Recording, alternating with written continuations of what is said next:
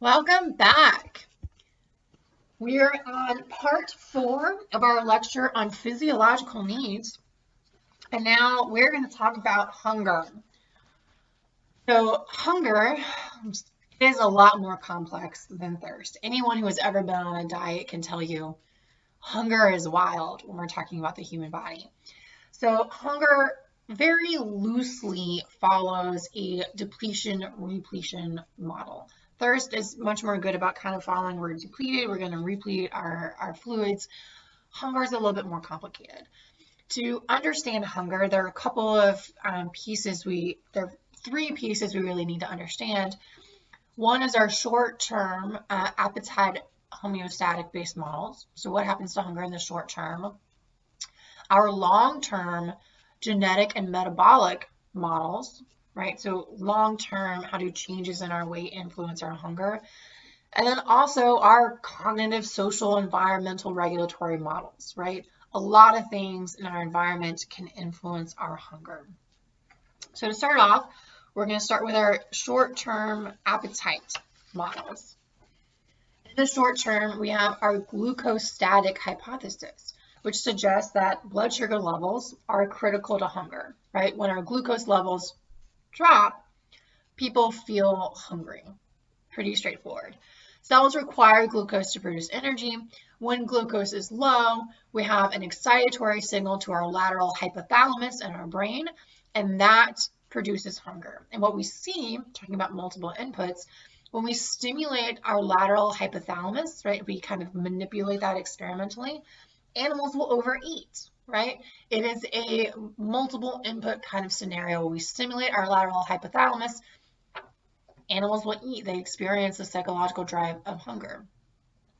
What we see is our ventromedial hypothalamus is the satiety center of the brain. That's our negative feedback loop. When we stimulate our ventromedial hypothalamus, we do not experience the psychological drive of hunger.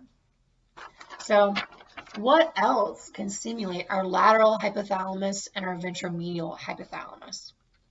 Well, our lateral hypothalamus can be stimulated by things like rewarding properties of food, right?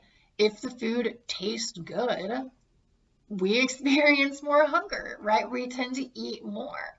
On the other hand, our ventromedial hypothalamus can also be stimulated by non-brain cues, such as our body temperature. So changing our body temperature can make us feel less hungry.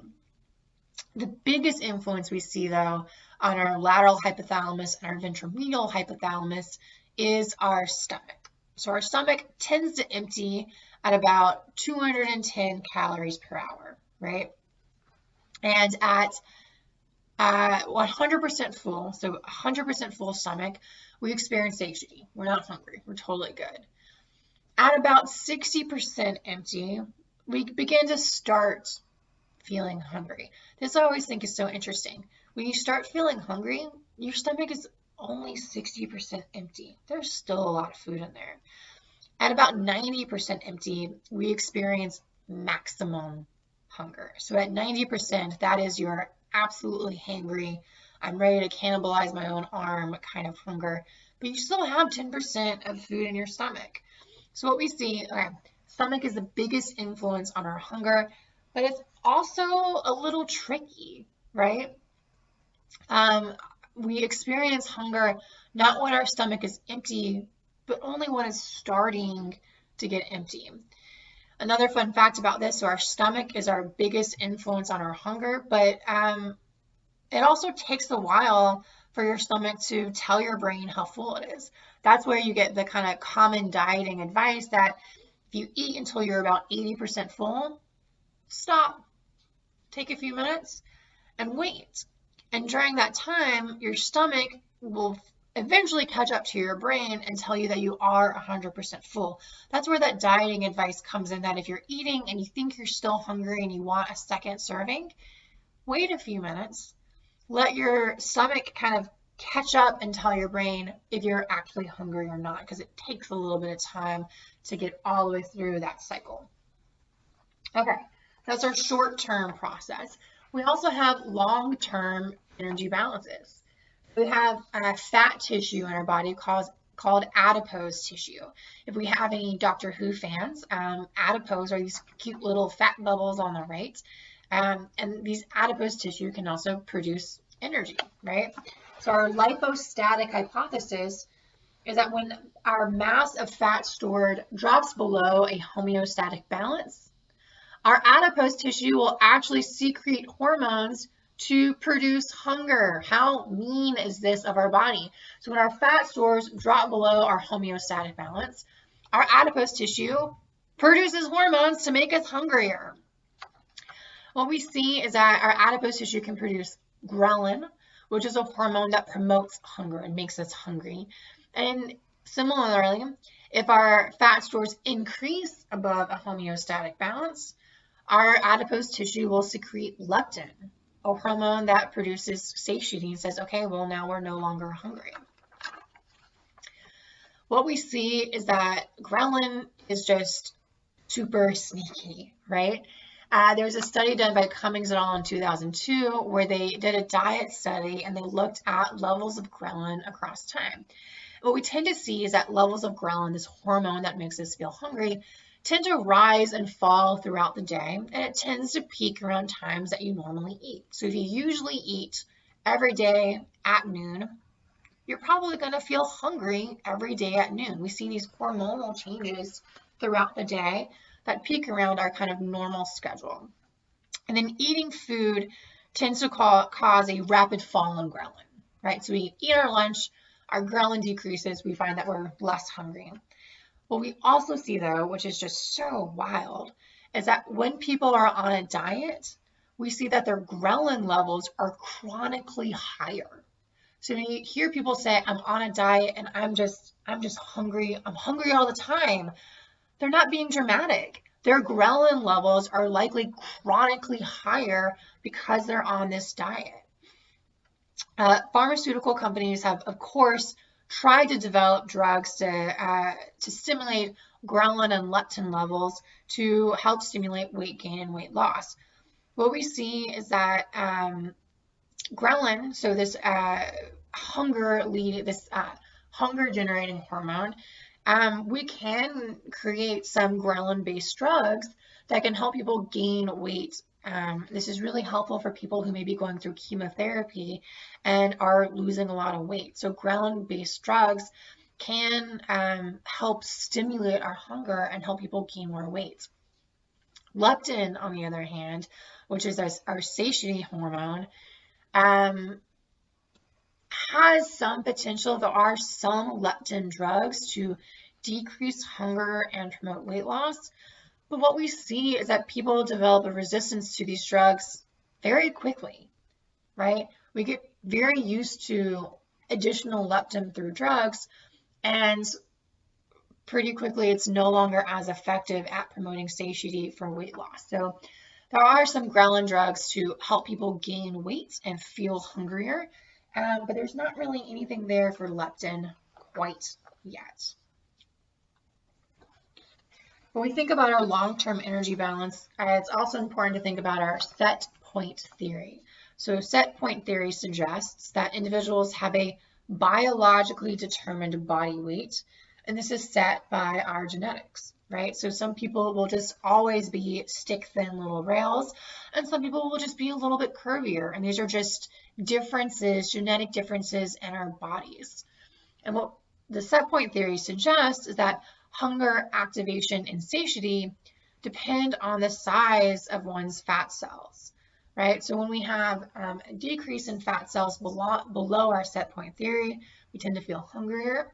When we have an increase in the size of our fat cells above our homeostatic baseline, our set point, we tend to feel more full. And hunger is our body's means of defending this genetic set point, of maintaining this homeostatic balance around our set point. What we tend to see is that people inherit consistent metabolic rates, right? Some people have higher metabolisms or lower metabolisms. Of course, we all usually fall within a kind of normal range, so it's not like it's unlikely you have an extraordinarily high metabolism or an extraordinarily low metabolism. We tend to fall within a normal range. We also see that people inherit a number of fat cells and a homeostatic set point for how extended those cells should be. Of course, our set point can also change over time. Most notably, we tend to see that set points increase reliably with age, and our metabolism tends to drop after prolonged calorie restriction. So if you're on a diet for a long time, your metabolism tends to drop, right? So what we see when this set point increases reliably with age, you're likely to be as thin as you will ever be when you are young, right? As you get older, your set point increases, right? You tend to be a little bit more curvy as you age. I know I was thinner when I was 16 than I am now. Just how the body works. What this all means, which I think is just so mean, our body works really, really hard to not let us lose weight. Our body works very hard to keep us around our set point, right? We have a decrease in metabolism after extended calorie restriction. We have increased levels of ghrelin in our system, telling us we're just always hungry. Our body's pretty good at making it difficult for us to gain weight, which from an evolutionary perspective kind of makes sense. It's only recently that we've really had this kind of obesity crisis where we have food so readily available. Okay, so we talked about short-term, long-term effects on hunger. There's also environmental influences on eating, right? Our environment can have a really profound effect on our eating behavior. And what we see is that our eating behavior increases when there's a greater variety of food and more food available. This is one of the reasons why college dining halls can be so dangerous for overeating, right? You go into a college dining hall and there's 50 different options available to you and just an almost endless supply. It's very easy to overeat. It's very easy to get a lot of different things and get a great availability of all these different things and to overeat. We also see that eating as a social occasion can lead to overeating. People tend to eat around 50% more when eating with others compared to when you're eating alone. So going out to eat with friends, prime example of when overeating can occur.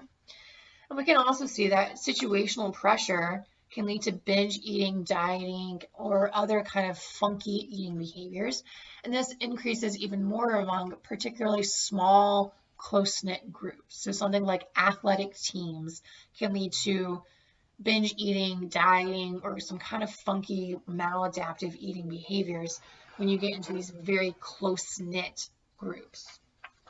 So there's a pretty strong environmental influence that can also affect our eating behaviors. What you see when you look at different dieting strategies, a lot of these dieting strategies tend to focus on managing these environmental influences. So reducing overeating at social situations, reducing the social pressure to eat, things like that. Okay, so our self-regulatory influences on eating behavior. Our glucostatic and lipostatic hypotheses, our short and long-term hunger processes, demonstrate how the body defends itself and defends its weight, right? Our body just does not really want to lose weight. So what happens if we try to lose weight? What happens if we actually try to restrict our calories and go on a diet? Typically what we see is we do this primarily through self-regulatory influences on eating behavior, also called a cognitively regulative eating style. Basically what we're trying to do in this cognitively regulated eating style is we're trying to separate our hunger cue from our eating response. So we try to deaden our responsiveness to internal cues like I feel hungry, right? We attempt to bring our eating under cognitive, not physiological control. So saying I will eat this much food versus I'm hungry, so I'm going to eat, right? We know that, yes, our glucostatic and lipostatic hypotheses suggest that there are physical indicators, physiological indicators that lead to hunger. But we also know, right, if the cookies smell good, if there are fresh baked cookies in my house, ooh, I'm going to be real hungry all of a sudden. There are environmental, social, cognitive influences on our hunger as well. So we try to bring under cognitive control our eating behaviors. But what we see is that these cognitive controls do not have a negative feedback system. So our body has a negative feedback system saying, okay, we are no longer hungry now, we can stop eating. But saying, okay, well, I'm only going to eat this much doesn't have a built-in negative feedback system. And what this means is it means dieters are very susceptible to binge eating, very susceptible. And really for two reasons. One is that we tend to greatly underestimate how powerful our biologically based motives can be, right? When we are hungry, it is attention capturing, right? You can't think of anything else other than how hungry you are. These biologically based drives are very, very strong. And two, environmental cues and our own feelings can distract us from this cognitive control. So people are more likely to binge and overeat when they're really stressed, right? When they're in a really bad emotional state. Our feelings distract us from our cognitive control. Social situations, when we're out having fun with friends or at a house party and we're talking and having fun and there's a bowl of chips in front of us, these environmental cues can distract us and all of a sudden we've eaten an entire bag of chips without thinking about it, right? So these other things can distract us from our cognitive control. And what we tend to see happen is these restraint release situations. So under conditions of anxiety, stress, alcohol consumption, depression, etc., we're more likely to have a restraint release. So we've been restraining for so long, and then under these conditions where we're distracted from our cognitive control of our eating, we have a release. And we abandon our cognitively regulated eating style, and we say, oh my gosh, it's time for a binge. I'm going to eat everything I see in front of me. I'm going to eat an entire frozen pizza in one sitting, and then I'm going to go back for some ice cream. And what's really interesting is that people are more likely to binge on food when they're dieting than when they're not dieting. When you're not dieting, you're much less likely to go on a binge, right? When you're dieting, those binges start to sound pretty good. And so what we see is that these restraint release situations, there's a perfect storm for reduced energy expended, reduced metabolism, and this fragile cognitive control that increases the likelihood of a binge eating session and can make it very challenging to lose weight. Okay, so weight gain and obesity.